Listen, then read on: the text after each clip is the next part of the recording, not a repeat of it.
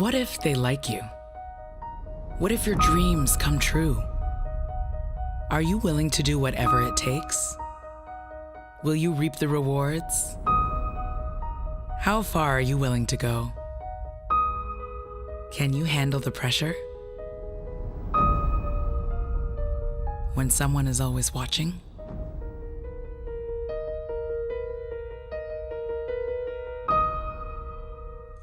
A little bit, but like based on my conversation with Kayla, I was pretty sure I was toast. So it was a little surprising. It's totally wild. It ended up being my doom. I think I probably would have been fine if it didn't happen, but it was a cool twist. Like I was in the room, like reading the stuff, and I was like, "Whoa! Like this is a pretty cool one." So, I mean, it was wild though. Definitely got me. I mean, in a way, it like kind of softens the blow because like you can only like plan ahead so much in regards to twists, right? Especially like something like this where that's never been done before. So it does soften the blow, I feel.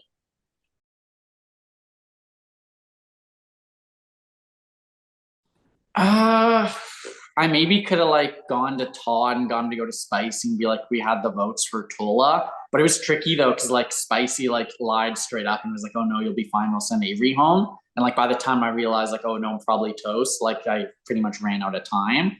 But I mean, that's the game, right? So it's all good. It is what it is.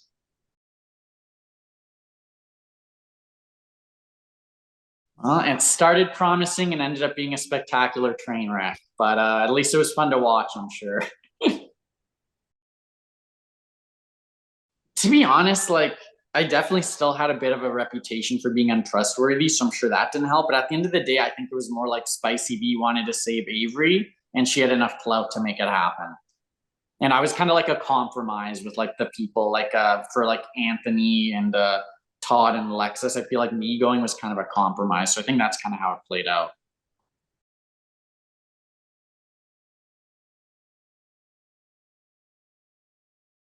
My strategy was like find a ride or die, try to get in different sides of the house, divide and conquer, and that didn't really happen. But all things considered, I feel like I did reasonably well for the most part. Obviously, the HOH week was ruinous, but even though like the strategy I had didn't end up being exactly how I played things, I feel like I did well for the most part.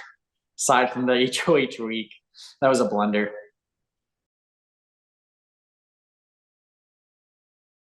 That's my biggest move. That's the thing. I didn't really get so much of a big move. I definitely feel like I was kind of one of the first people to be like, yeah, Dennis should go. And I can't take full credit. There was more like I planted seeds and then that inspired other people to plant a garden, is the way I saw it.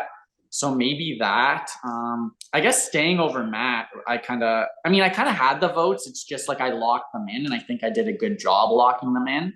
So I guess one or the other. But yeah, just with the timing, I never got to make a big move like I wanted. But I mean, you shouldn't make a big move for the sake of big move. So I'm not too hard on myself about that. It's all about timing.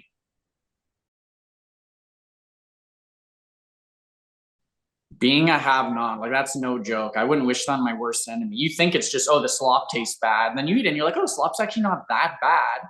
But then you realize like you're seeing other people eating and you just know you can't eat. And then it's like day in and day out, eventually, like you get sick of slop because that's all you're eating, and it just messes with your head, especially the first time when you don't know that you can survive it.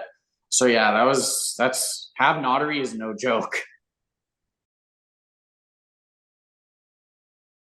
I guess there's so much, like it's a dream come true for me, adventure of a lifetime. But I think it was just the people. Like I didn't expect to like everyone so much, and I'm 31 years old, and I have like a new big group of friends. Like how often does that happen in this life?